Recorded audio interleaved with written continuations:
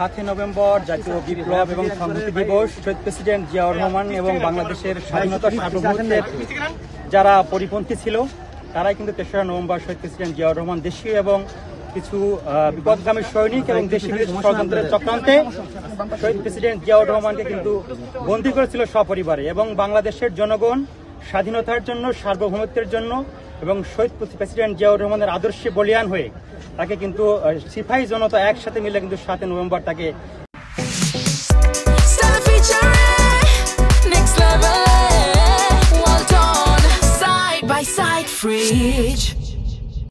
এই বন্দিদশা থেকে মুক্তি করেছিল বাংলাদেশের স্বাধীনতা সার্বভৌমত্বের স্বার্থে, বাংলাদেশের জনগণের স্বার্থে।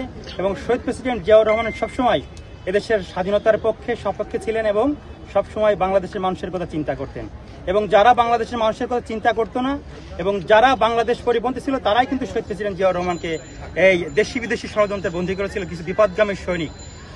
বাংলাদেশের জনগণ একসাথে হয়ে কিন্তু শহীদ প্রেসিডেন্ট জিয়াউর রহমান সিপাহী জনতা, ওই দিন স্লোগান হয়েছিল কিন্তু সারা বাংলাদেশ, সিপাহী জনতা ভাই ভাই বলে শহীদ প্রেসিডেন্ট জিয়াউর রহমানকে বন্দীদশা থেকে মুক্তি করেছিলেন। এবং সবসময় জিয়া পরিবার এদেশের জনগণের জন্য, বাংলাদেশের জন্য, বাংলাদেশের মানুষের গণতন্ত্রের জন্য, মুক্তিগামী মানুষের জন্য, মানুষের সকল অধিকার ফিরে দেওয়ার জন্য জিয়া পরিবার সবসময় সম্মুখে ছিল, সোচ্চার ভূমিকা পালন করছে।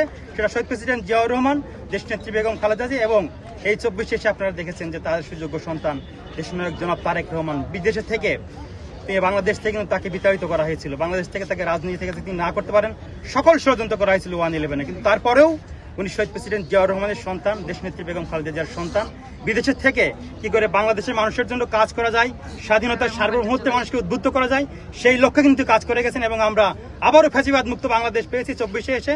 এবং তারই নেতৃত্বে আগামী দিনে সাম্য এবং মানবিক বাংলাদেশ বিনির্মাণ করার জন্য সকল মত এবং পথের লোকজনকে নিয়েই যারা বাংলাদেশের পক্ষে আছে, বাংলাদেশের সপক্ষে আছে, স্বাধীনতার সপক্ষে আছে, আমরা তাদেরকে নিয়ে আগামী দিনে সাম্য এবং মানবিক বাংলাদেশ বিনির্মাণ করতে চাই। এবং সেই বাংলাদেশ হবে গণতান্ত্রিক বাংলাদেশ, সেই বাংলাদেশ হবে দুর্নীতিমুক্ত বাংলাদেশ, সেই বাংলাদেশ হবে মানুষের কথা মুক্ত হয়ে বলার বাংলাদেশ। এবং যে বাংলাদেশে কোনো বৈষম্য থাকবে না, কোনো ভেদাভেদ থাকবে না, বাংলাদেশের মানুষ সকল নাগরিক সুবিধা ভোগ করবে।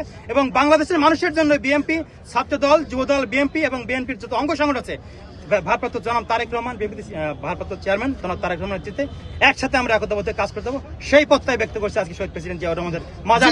বাংলাদেশের মানুষ ভোট দিতে পারেনি, ভোটের একটা আক্ষেপ আছে মানুষের মাঝখানে, ভোট দিতে চাই আমরা। মানুষের সেই আক্ষেপের আমরা মানুষকে বুঝেই আমরা চাই যে বাংলাদেশে যত দ্রুত সম্ভব একটি ভোট হওয়া উচিত। এবং বিগত দিনে আমরা দেখেছি একটি দলের ছাত্র সংগঠনগুলো কি করে ভোট ডাকাতি করছে।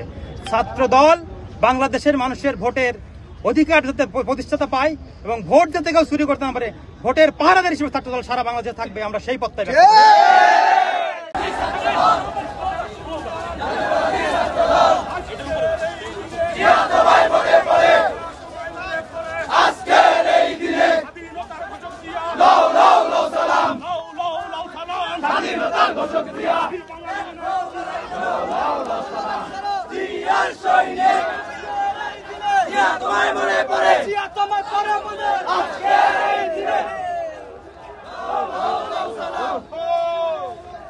স্বাধীনতার ঘোষক জিয়া।